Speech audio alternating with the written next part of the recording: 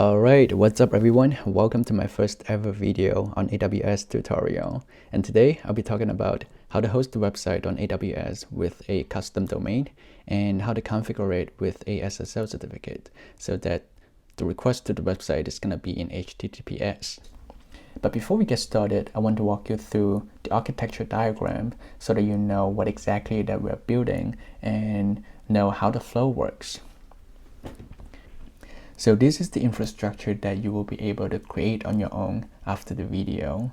And the way it works is that when the user visits the website, for example, genminster.com, the first thing it's going to hit is the Route 53, which is a domain name system service in AWS for you to manage your domains, route all the traffics and things in that nature. And then it's going to get to the CloudFront, which is a content delivery network service that delivers data or content to users with a very low latency. And at the same time, a SSL certificate is going to come in to make sure that the request is in HTTPS. And what that really means is that when you visit a website, for example, google.com, this part is going to be in HTTPS. And what that really means functionally is that it encrypts the user data before it makes a request to the server to prevent hacking. And if you don't have that in your website, I'll show you an example like this. It's going to show you that this page is not secure. So you should not expose your personal information over there because it's not safe. And finally, CloudFront is going to make the request to a S3 bucket where you store the web page content. And then CloudFront is going to serve it back to the user so that the user can see the content on your web page. One last thing I want to point out about CloudFront is that it has a very amazing caching feature where it caches your content on something called the edge location, which can be used later on. For example, when user number 1 visits a page on your website, the first time CloudFront is going to fetch the content from the S3 bucket and serve it back to the user. And now, let's say 2 hours later, user number 2 visits the same page on your website, but this time around it's not going to get the content from the S3 bucket. Instead, it's going to get it from the edge location, the cache, and serve it back to the user. And this way it's going to be a lot faster and it's cheaper as well. And in this video, I'm going to show you how to create everything on this architecture diagram step by step for your website hosting. And without further ado, let's get to it. Alright, so right now I am on the home page of the AWS console, and we're going to break down the entire process into 4 steps. And step 1 is going to be buying a domain for your website from AWS. And we're going to do that in Route 53. So what I need to do is I just type in Route 53 and navigate to it. And then I'm going to click on Register Domains. As you can see right here, I already have a domain. I bought it earlier, I bought it before, but I'm going to show you the process of how to get one. So I hit Register Domain and then type in the domain name that you want. It has to be unique. So what I'm going to do is just type in genminster 2020 and then you can check availability. And great, it's available. And depending on whether you want it to be .com, .net or other things, the price can be different. And that is the price per year. So let's say if you want it to be in .com, just add to cart and then hit continue. And right here you can fill out all the information and then hit continue.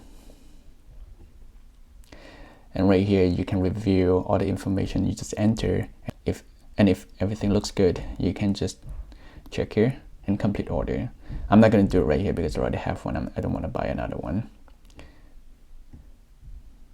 And after you did everything and you pay for it, if I remember right, I think it takes about an hour or 2 for everything to be provisioned.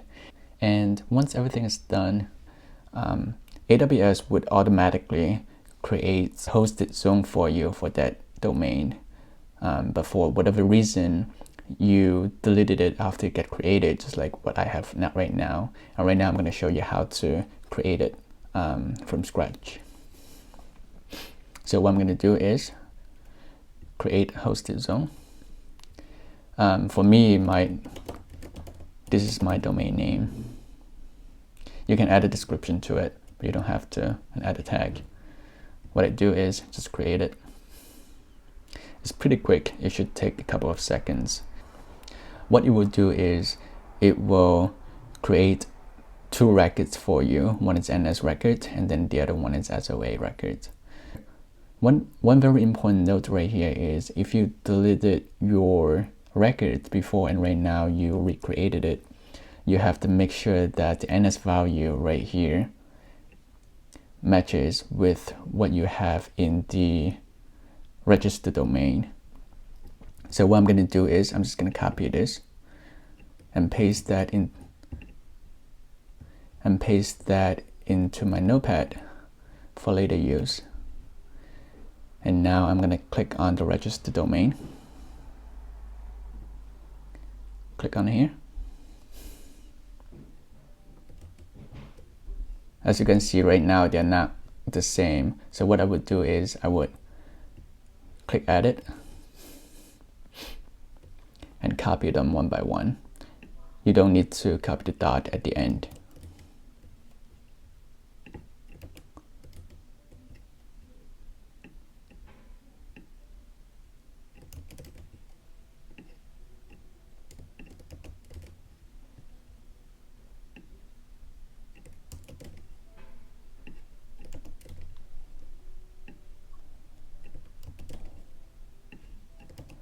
Alright, hit update. It's gonna take like a couple of minutes for it to finish. And when it's done, you're gonna get an email saying that they already finished the update, and you will see these changes. Alright, I'm gonna pause the video and come back after I got the email.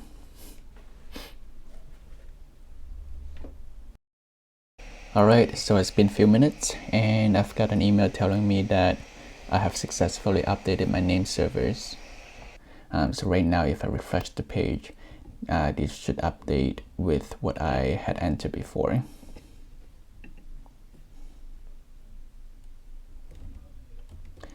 And right now they match.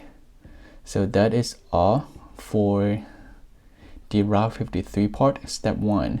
And right now let's get back to the architecture diagram and see where we're at. So remember, this is where we try to get to, and we have done step 1. So we have done everything for Route 53.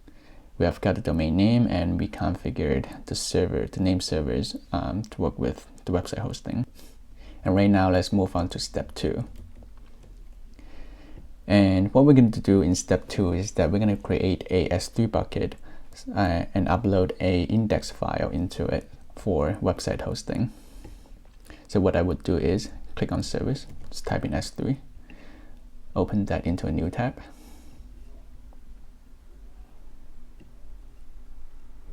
So right now I don't have any buckets in here. What I would do is click create a bucket.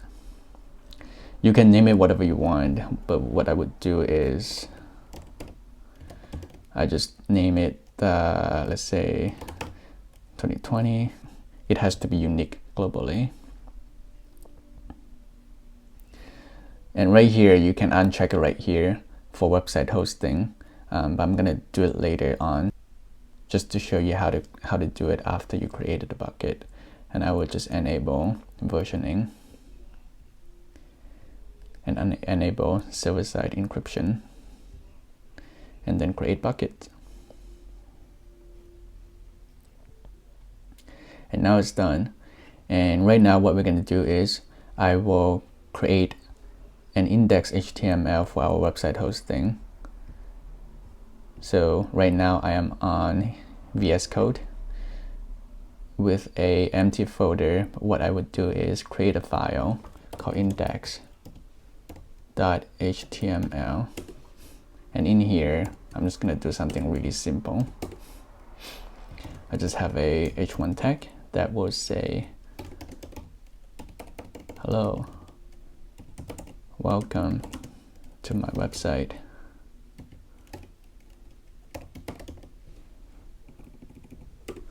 And have a paragraph that says, this is my website for testing. And save it.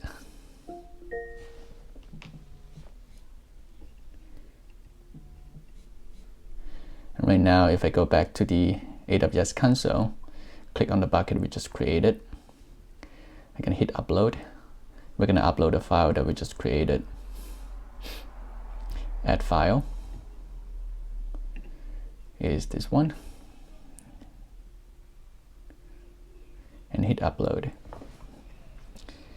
And right now we have a file in the bucket, and what we're going to do next is we're going to enable the bucket for website hosting, because right now it's private, it's not open to the public, and it doesn't have the capability to host a static website, and we're going to enable all of that. So go back to bucket, click on my bucket, say permission, add it.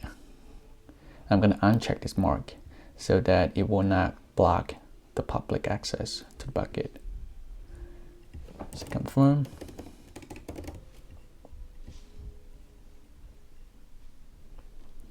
Bucket policy.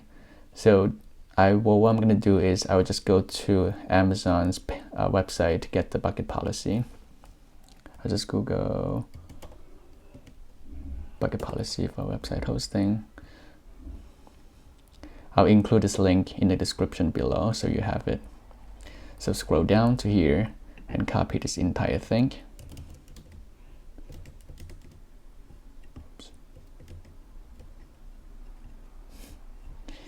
And hit edit on bucket policy.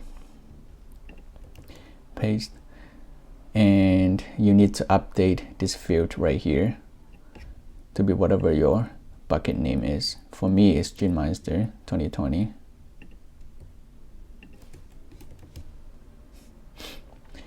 One thing to note here is the version number right here. You may be tempted to change this, but please do not change it because this is how AWS keeps track of the version number. So leave it as is. Hit save changes. And then the next thing we need to do is inside property. Scroll down. Under the static website hosting, hit edit, enable, and then just type in index.html. If you have an error page, you can specify the error page file, but I'll just leave it as index.html right here as well. And then hit save. And right now we should have a endpoint for our website. If I click on here, scroll all the way down and click on it, and hey, our website is live. But as you can notice right here, this is not HTTPS request, so it's not secure, but we're gonna fix it later. But before we move on to step number 3, let's go back to the architecture diagram and see where we're at.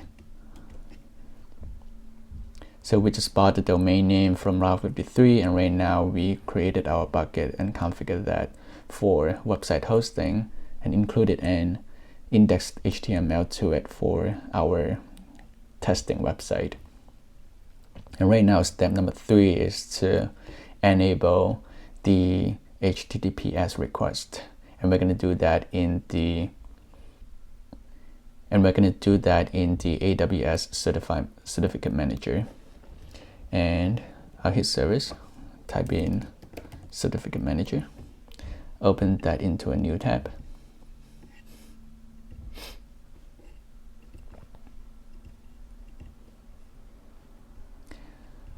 Get started. Request a public certificate, request a certificate. domain name. For me, it's genemeister.com. And then you can enter yours. Hit next. I'll just pick DNS validation, that's simpler. Hit next. Tag, I'll just say name, genemeister.com. Review. And then confirm the request. So right now it's pending validation. What I would do is I would open this up. You can see this button right here. So what I would do is hit that to validate this. Create. And you can see it's successful. And if you go back to the Route 53 console, you should be able to see that as one of the records that it creates. So before we only had two. One is the NS record and the other one is SOA. And then right now we have a CNAME that's pointing to the certificates. So if I go back to the certificate manager and hit continue, it's all done. But before we get to step number 4 to wrap up everything, let's get back to the architecture diagram to see where we're at.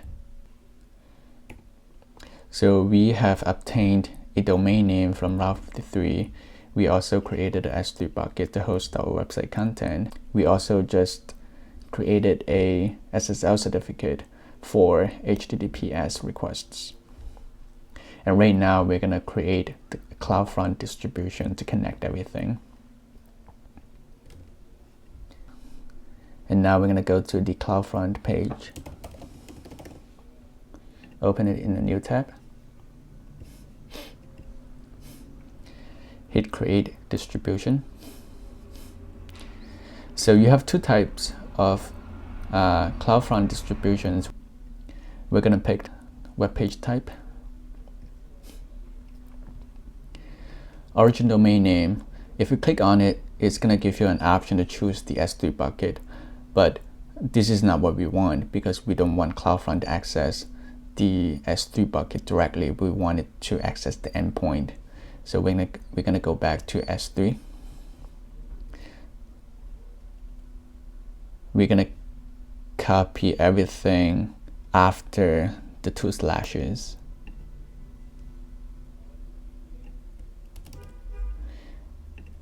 And then paste it here.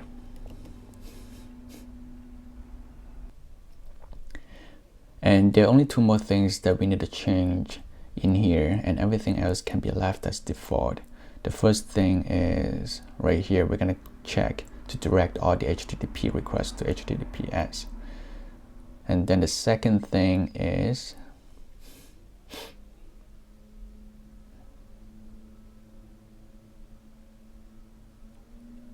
to alternate CNAME. We're going to type in genemeister.com. And then for the SSL certificate, we will select the one that we just created. And then everything else can be left as default. And then create distribution. This can take up to a few minutes, so I'm gonna pause the video and come back in like 5 minutes or so. Alright, so it's been a few minutes.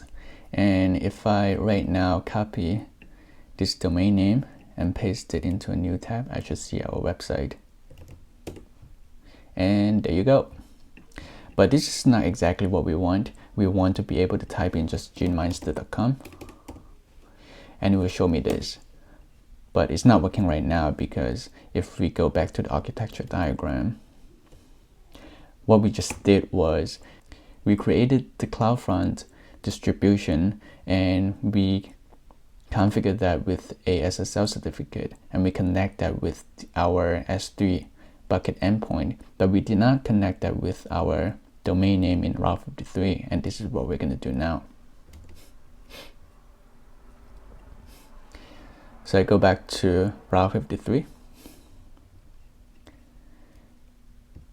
create record. I just pick simple routing. Next, define a record. The only thing you need to do here is just choose an endpoint. I just type in, we want to connect that with the CloudFront distribution.